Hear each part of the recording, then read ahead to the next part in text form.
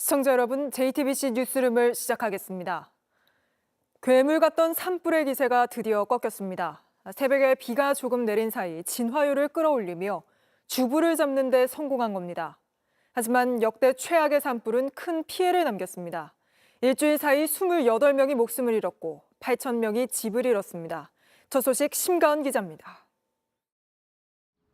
사방이 잿더미입니다. 매일 보던 집 앞 우편함, 끼니 때마다 찾던 소금독, 모두 까만 재에 뒤덮였습니다. 며칠 전까지만 해도 주민들이 있었을 평상은 반쪽만 남았고 마당에 있는 농기계도 색을 잃고 주저앉았습니다. 마을을 지키던 거대한 나무는 형체를 알아볼 수 없을 만큼 검게 타버린 채 열기를 뿜어내고 있습니다. 경북 의성에서 시작된 불이 78km 떨어진 영덕의 한 바닷가 마을까지 들이닥친 건 지난 화요일. 시뻘건 불로 뒤덮인 마을엔 불타는 소리만이 퍼지고 그냥 보인다. 어떻게 이거? 주민들은 바다 위 방파제에서 타들어가는 마을을 지켜볼 수밖에 없었습니다.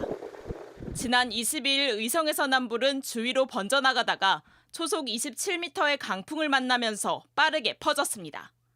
북쪽으론 안동, 동쪽으론 영덕까지 시속 8.2km로 순식간에 옮겨붙었습니다. 거센 바람에 계속 커지던 불은 동해와 맞닿은 마을까지 모두 태워버리고서야 수그러들기 시작했습니다. 어제 오후부터 옅은 비가 내리고 바람이 잦아들면서 오늘 오후 5시를 기해 영덕과 영양 등 경북 지역 5곳의 주불이 모두 잡혔습니다. 불이 시작된 지 149시간 만입니다. 3월 28일 14시 30분 영덕 지역을 시작으로 17시부로 의성, 안동, 청송, 영양 4개 지역의 모든 주불이 진화되었음을 말씀드립니다. 서울 여의도 156배에 달하는 면적을 잿더미로 만든 역대 최악의 산불로 경북과 경남에서 28명이 목숨을 잃고 37명이 다쳤습니다. 2,000채가 넘는 집이 타버려 8,000명이 보금자리를 잃고 대피했고 유형 문화유산인 의성 석조보살자상과 민속문화유산인 기곡제사와 병고제사 등이 전소됐습니다. JTBC 심가은입니다. 그런가 하면 영덕에선 사방이 불길로 가로막히며 주민들이 바닷가 방파제까지 내몰렸던 밤 보트를 몰고 나타난 사람이 있었습니다. 불길은 점점 다가오는데 그렇다고 바다로 뛰어들 수도 없던 절박한 상황에 등장해서 34명을 모두 구조했습니다. 당시 영상을 이세연 기자가 단독 입수했습니다. 시뻘건 화선이 산을 타고 마을로 내려옵니다. 연기로 뒤덮인 거리엔 앞이 제대로 보이지 않습니다. 산불이 영덕 축산면 바닷가 마을을 덮친 지난 25일 밤. 구조대 왔습니다. 이동하실 분들 없습니까? 당시 사방이 불길로 막힌 상황이었습니다. 주민들에게 남은 탈출구는 바다뿐이었습니다. 짙어지는 연기에 방파제로 몰린 사람들은 지쳐갔습니다. 영화의 한 장면도 그렇게 못 찍을 거예요. 저도 죽는 줄 알았습니다. 그런데 갑자기 구세주처럼 보트가 와가지고 보트를 몰고 온 건 한국해양구조대 영덕구조대장 전대현 씨였습니다. 고립된 사람들이 100여 명이 있다. 최대한 빨리 그쪽으로 가게 되었고. 하지만 구조는 쉽지 않았습니다. 화염이 거세 선착장까지 접근이 어려웠고 방파제에 직접 배를 대는 것도 위험했습니다. 트럭으로 사람들을 연기 속을 뚫고 실어 나르고. 전 씨는 후배 구조대원과 함께 세 차례에 걸쳐 34명을 구조했습니다. 전 씨는 어린 사촌 동생이 바다에서 숨진 뒤 절대 망설이지 않게 됐다고 말했습니다. 6세, 7세 때 또 우리 사촌 동생들도 또 물놀이 하다가 또 사망을 했어요. 남일 같지가 않다는 생각이 항상 먼저 들더라고요. 말이 그대로 행동으로 이어진 그날 밤 많은 이들의 목숨을 구할 수 있었습니다. JTBC 이세연입니다. 부정선거 음모론이 논란인 상황에서 국민의힘이 국정원에 선거관리위원회를 조사할 수 있는 권한을 주는 법안을 발의했습니다. 법을 개정해야 할 이유도 서버 보안이 취약하다며 윤 대통령 주장을 그대로 가져다 썼습니다. 음모론이 국회 법안으로까지 이어진 겁니다. 먼저 하예빈 기자입니다. 강선영 국민의힘 의원이 대표 발의한 국정원법 개정안은 국정원이 실시하는 보안 점검 대상에 중앙선관위를 추가로 포함시키겠다는 겁니다. 강대식, 고동진, 곽규택 의원 등 국민의힘 의원 10명이 공동 발의자로 이름을 올렸습니다. 제안 이유를 살펴봤습니다. 선거인 명부 시스템과 투표 분류기가 해킹에 취약하고 단순 패스워드 사용으로 시스템 침투가 가능하다며 국민적 의혹이 야기되었다고 밝히고 있습니다. 그러면서 급기야 대통령이 중앙선관위 서버 취약성 문제를 밝히기 위해 비상계엄을 선포하기도 했다며 또 비상계엄 선포 당일 계엄군이 선관위에 진입하였을 때도 용역업체 직원이 출입문을 개방해 국민들의 의혹이 더욱 증폭됐다고 밝히고 있습니다. 윤 대통령이 그간 계엄 선포에 대해 수차례 주장해온 논리를 판박이처럼 그대로 옮겨온 겁니다. 심각한 보안 문제가 드러났기 때문에 중앙선관위 전산 시스템 스크린 차원에서 소규모의 병력을 보낸 것입니다. 선관위의 보안 취약 문제는 이미 지난해 1월과 3월 두 차례에 걸쳐 국정원과 보안 상황 점검에서 시스템 95%를 개선한 걸로 확인된 바 있습니다. 이 같은 사실은 윤 대통령에게도 보고된 걸로 JTBC 취재로 확인도 됐습니다. 현행법으로도 국정원이 필요시엔 보안검사 이행 여부를 점검할 수 있는 겁니다. 국민의힘은 지난해 7월에도 국정원이 사이버 공격 관련 직무를 수행할 수 있는 대상 기관에 헌법재판소와 선관위 등을 포함시키는 내용의 국정원법 개정안을 발의한 바 있습니다. 강 의원실 측은 법안 제안 설명에 비상계엄이 언급된 배경을 묻는 JTBC 질의에 별다른 입장을 내지 않았습니다. JTBC 하혜비입니다. 최상병 순직 사건의 핵심 피의자인 임성근 전 해병대 1사단장이 다음 주 성과금 830여만 원을 또 받는 걸로 확인됐습니다. 반면 지난 1월 1심에서 무죄를 선고받고 최근 복직한 박정훈 대령은 올해도 성과금이 없습니다. 유선희 기자의 단독 보도입니다. 임성근 전 해병대 1사단장이 다음 주 성과상여금 830여만 원을 받습니다. 지난해보다 10만 원가량 올랐습니다.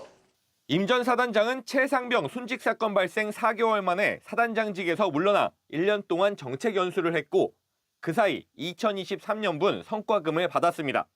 지난해 11월부터는 해병대 정책연구관 보직으로 있다가 지난달 전역했고 이번에 2024년분을 받는 겁니다.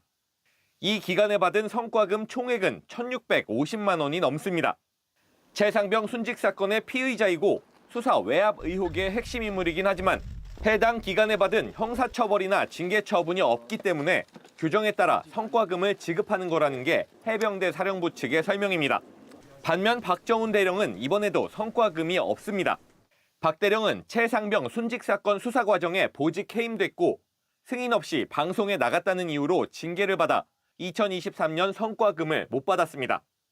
지난해엔 내내 보직 없이 재판을 받았고 올 1월 1심에서 무죄가 선고됐지만 지난 7일에야 인사근무차장 보직을 받았습니다. 겨우 복직이 됐지만 지난해 보직이 없었기 때문에 2024년분 성과금도 0원입니다. 최상병 순직 사건과 수사 외압 의혹의 진실이 아직도 밝혀지지 않은 상황에서 박 대령의 피해가 너무 크다는 지적이 나옵니다. 성과금으로 매년 수백만 원을 받은 임성근 사단장과 단돈 한 푼도 받지 못한 박정훈 대령, 이 둘의 처우는 우리 사회의 무너진 정의를 여실히 보여주고 있습니다. 해병대 사령부 측은 장성급의 경우 사단장이든 정책연구관이든 모두 똑같은 금액의 성과금이 지급된다고 밝혔습니다. JTBC 유선입니다. 외교부가 심우정 검찰총장의 딸을 채용하는 과정에서 특혜를 줬다는 의혹이 나오고 있습니다. 심 씨가 실무 경력 2년 이상이란 자격 조건을 제대로 갖췄는지가 쟁점인데 외교부가 심 씨의 대학생 인턴십부터 지도교수 사무실 일을 도운 연구보조원까지 모두 실무 경력으로 인정해 준 걸로 확인됐습니다. 윤세민아 기자의 단독 보도입니다. 외교부가 최근 공무직 연구원 자리에 심우정 검찰총장의 장녀를 뽑는 과정에서 해당 분야 실무 경력 2년 이상이라는 조건을 무리하게 끼워 맞췄다는 의혹이 나왔습니다. 아무리 봐도 해당 분야의 실무 경력이 2년은 안 됩니다. 왜냐하면 국립외교원에서 3월 29일부터 근무해서 11월 30일까지니까 8개월하고 한 3일 정도가 되죠. 외교부는 심 씨가 총 35개월의 경력을 인정받았다며 2년 이상 실무 경력 조건을 갖췄다고 밝혔습니다. 국립외교원 연구원 8개월 외에 대학원 시절 연구보조원 1년 10개월, 학부 재학 중 인턴 6개월을 모두 실무 경력으로 쳐준 겁니다. 이 가운데 서울대 국제학연구소 연구보조원은 지도교수의 학술 행사 등을 지원하는 역할로 정해진 출퇴근 시간이나 보수도 없는 조교 역할이었던 것으로 파악됐습니다. 또 학부 시절 인천 송도에 위치한 유엔 산하기관에서 인턴 활동을 했을 땐 당시 코로나19 확산으로 인해 상당수 기간은 재택근무로 채운 걸로 알려졌습니다. 하지만 앞서 외교부가 낸 다른 연구직 채용 공고에는 인턴 기간이나 행정조교 등 학위 과정은 경력에서 제외하고 단시간 근무는 근무 시간만 따져 경력으로 인정한다고 적시해놨습니다. 이런 지침이 심씨 채용 과정에선 적용되지 않은 셈인데 외교부는 관련 법령과 내부 가이드라인에 따라서 심사했다는 입장만 되풀이했습니다. 앞서 지원 자격과 관련해 당초 경제 분야 석사학위 소지자에서 심씨가 전공한 국제정치 분야로 바꾼 건 특혜라는 지적에 대해서도 외교부는 더 많은 지원자를 받기 위해 전공 분야를 바꾼 것이라며 특혜 의혹을 부인한 바 있습니다.